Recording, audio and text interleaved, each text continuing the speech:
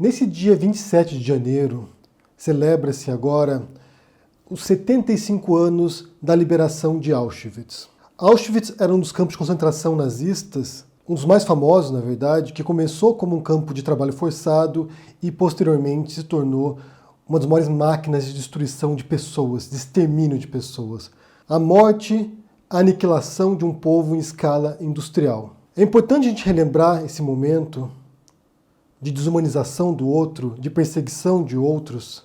Bem, como dizem os judeus, os sobreviventes, para que isso nunca mais se repita. Nunca perdoar e nunca se esquecer. Porque de fato aquilo que se deu durante a Segunda Guerra Mundial foi uma barbárie, uma atrocidade inimaginável. Alguns dias atrás, um espectador meu me perguntou por que havia tantos filmes sobre o Holocausto, tantas séries, tantos livros sobre o Holocausto, e não havia tantos filmes sobre a Segunda Guerra Mundial. O que não é verdade. Talvez a Segunda Guerra Mundial tenha sido o período histórico mais estudado, mais pesquisado, sobre o qual mais se fizeram filmes e livros, porque de fato, naquele momento, aquele período entre 39 e 45, a destruição foi inconcebível. Mas não apenas a guerra, que atingiu militares e civis de maneira igualmente brutal, deve ser lembrado, mas de fato esse processo de extermínio de uma etnia, de um grupo, os judeus. E não apenas eles também, né? Porque os alemães começaram exterminando doentes psiquiátricos, pessoas com deficiências físicas, e depois foram avançando para outros grupos, ciganos, homossexuais, comunistas, até que enfim chegaram de fato ao projeto deles de extermínio dos judeus. E isso foi movido em grande parte por uma teoria conspiratória de que os judeus eram donos do capital. Por um lado, eram os industriais quem liderava o mercado financeiro no mundo e, por outro lado, também eram os líderes da Revolução Comunista. Então, dos dois lados, você tinha essa teoria conspiratória dos judeus maquinando para controlar o mundo. Essa foi a retórica antissemita que já estava presente antes da ascensão do nazismo e do Hitler na Alemanha, já estava presente em vários países, com profundas raízes históricas, mesmo no cristianismo. A perseguição aos judeus é algo bastante antigo, mas que assumiu proporções fora do controle durante o regime nazista. Eles foram o bode expiatório, de fato, para o regime. Encontraram num grupo aquele inimigo ideal, que no final foi desumanizado para que os alemães aceitassem isso como algo natural. A gente tem um inimigo que não é humano, que não merece a nossa compaixão, que não merece nosso respeito, e a gente pode dar um fim nesse grupo. Mandá-los para guetos, mandá-los para campos de trabalhos forçados e, eventualmente, para campos de extermínio também. E foram milhões de judeus mortos. Por isso que é crucial a gente relembrar essa dupla barbárie. Por um lado, o extermínio sistemático de grupos e, por outro lado, da própria guerra. A própria guerra motivada por fatores ideológicos, no caso do nazismo. Alguns anos atrás eu estive com a minha família em Berlim e a memória da guerra, a memória desse passado ainda é muito presente na Alemanha, em várias cidades diferentes.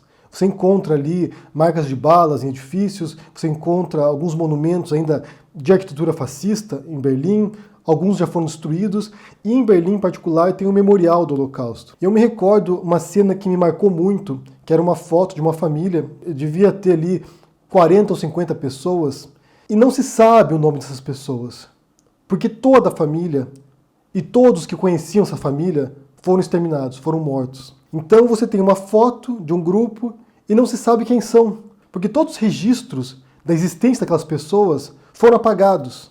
E esse era o projeto de extermínio dos nazistas, de apagar a existência desse grupo da Terra. Não era apenas matar os seus corpos, mas matar as suas memórias também. E na verdade a questão da memória talvez seja mais crucial nesse momento, porque uma vez que os sobreviventes começam a nos deixar, e muitos já estão bastante idosos, quem vai preservar essa memória? Quem vai manter viva a lembrança desse horror, para que ele jamais se repita? Foi feita uma pesquisa recente nos Estados Unidos e descobriram que quase metade dos norte-americanos não sabem sobre o Holocausto. Ou seja, esse problema da memória não é algo para o futuro, não é algo para alguns anos, é algo para agora. As pessoas já não sabem mais o que aconteceu durante a Segunda Guerra Mundial. Essa memória se perdeu. Embora a gente tenha ainda a recordação e o nome do Hitler como algo a ser repudiado, que assusta as pessoas, por outro lado, os eventos que se transcorreram na Alemanha naquele período já estão se apagando da memória coletiva. Tanto que você tem visto apologistas do nazismo no próprio Brasil agora, como a gente viu recentemente em alguns casos, Um homem com uma abraçadeira num bar, sentado, cercado de pessoas, tomando sua cervejinha como se fosse algo mais normal do mundo. E eu fiz um vídeo aqui sobre isso. Mas essas coisas não estão isoladas. Vários grupos supremacistas brancos e neonazistas estão surgindo pelo Brasil e pelo mundo. Tem havido um renascimento desse tipo de mensagem, de proposta, de ideologia. O que é extremamente preocupante. Na Itália, hoje, você tem um grupo que se autodenomina com orgulho que são fascistas. Então a preocupação é genuína, porque, como eu disse, a memória vai se dissipando e essas coisas vão retornando. Porque está na essência dessa mentalidade grupal demonizar um grupo diferente. Porque hoje em dia a retórica não é antissemita mais, embora ainda exista. Embora ainda haja grupos que são antissemitas e propõem, talvez, o extermínio de judeus, ou a demonização dos judeus. Hoje em dia, na Europa principalmente, a retórica é anti-islâmica, porque é o maior grupo de imigrantes que tem na Europa hoje. Então não basta apenas repudiar o antissemitismo que levou ao Holocausto nos anos 40 na Alemanha, tem que repudiar qualquer tipo de discriminação de um grupo com base num preconceito, em algum tipo de identidade religiosa ou étnica. Porque talvez, se houvesse um Holocausto hoje, não seriam os judeus as vítimas. Em Auschwitz não estariam judeus, estariam muçulmanos, que representam para a extrema-direita europeia o mesmo inimigo ideal que um dia foram os judeus para os nazistas. Nesse dia 27, realizou-se uma celebração em Auschwitz para rememorar a libertação. E para mim foi repugnante ver o Orbán, por exemplo, o Viktor Orbán, presidente da Hungria, sentado lá. A mesma pessoa que utiliza certos elementos retóricos vindos diretamente dessa linha extremista de direita, de demonização de grupos, de uma mensagem de uma retomada de valores cristãos, judaico-cristãos, e que implica, obviamente, na exclusão dos outros. Basta lembrar que durante a crise migratória na Europa, a Hungria foi um dos países que fechou as fronteiras para os refugiados, para que sírios fugindo da guerra civil na Síria não pudessem cruzar para chegar até a Alemanha, que os receberia. Não basta repudiar apenas o antissemitismo, é preciso repudiar qualquer tipo de preconceito utilizado de maneira ideológica por governantes, por políticos, por extremistas, para demonizar ou desumanizar grupos.